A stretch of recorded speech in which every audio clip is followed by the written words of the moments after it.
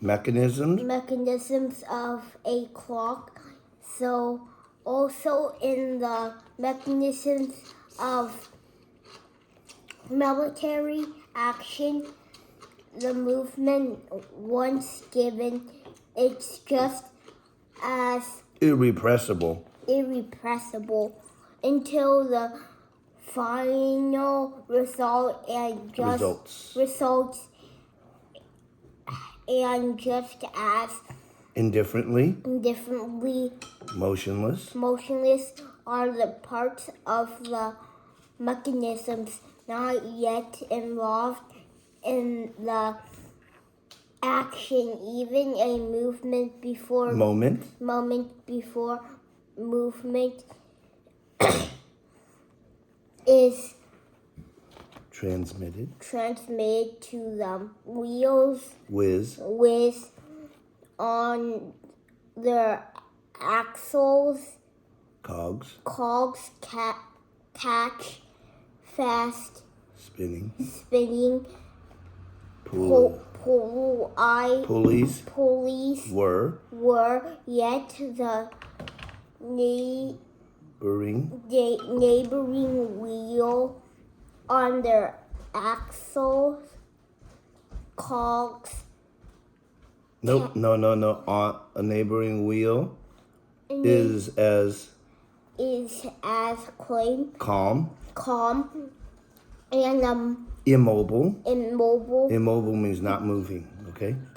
Immobile as though it was just ready to stand for 100 years in that immobility. But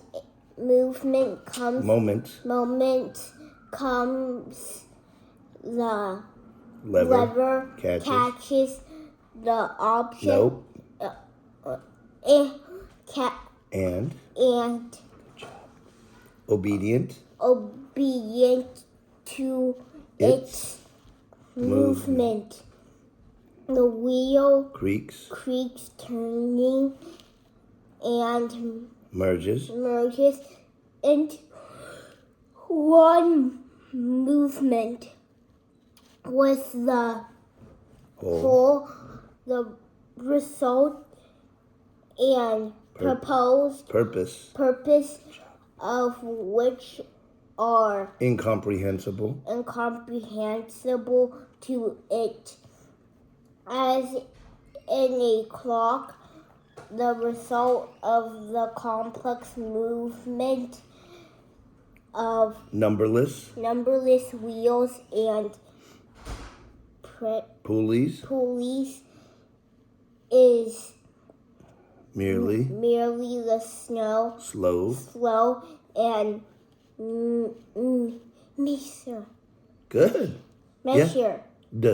measured movement of the hands pointing to the time. So also the result of all the complex human movements of these 160,000 Russians. No, there's an N. Russians and French. All the passions, desires, regrets, humiliations, sufferings, bursts of pride, fear, rapture was merely the loss of the battle of Austerlitz. The so-called Battle of the Free Emperors that is a slow movement of the world historical hand on the clock face of human history. Prince Andrei was on duty that day, and constantly by the commander-in-chief. After 5 in the evening, Khrushchev came to the emperor's headquarters and, having spent a short time with the sovereign, went to see the Grand Marshal of having spent a at the court. What if you kept reading that sentence for an hour? The count. The court. Count Tolstoy. Bolkonsky made use of this time to go to Dolgorukov and find out the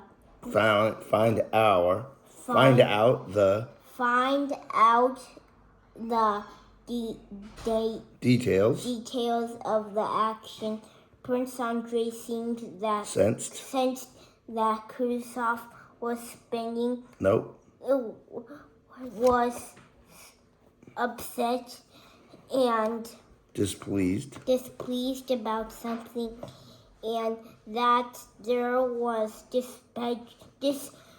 displeasure with him at headquarters, and that all the persons of the imperial headquarters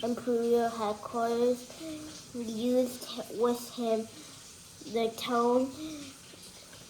tone of people who know something that others did not, and therefore he wanted to talk to Dolgorukov. Well, greetings, monsieur. Greetings, monsieur, said Dolgorukov, who was having tea with Bilibin. The fete is tomorrow.